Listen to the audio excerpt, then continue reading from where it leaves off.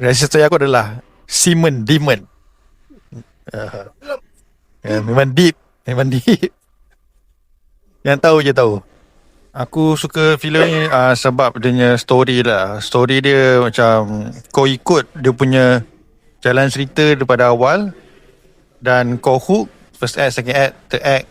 So dia macam dia bagi semualah. Cumanya kau tak sangka mula kau ingat filem ni pasal Viva la Revolution kan, pasal revolusi kan. Sebab sekarang ni zaman tengah pasal dekat Indonesia apa rakyat tengah bangkit kan. So kan macam this the perfect timing for this movie lah kan.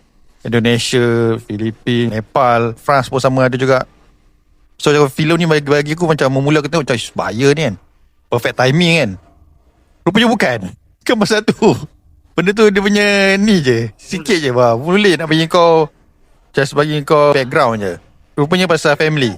It's about family. Tapi itu yang buat menarik tu.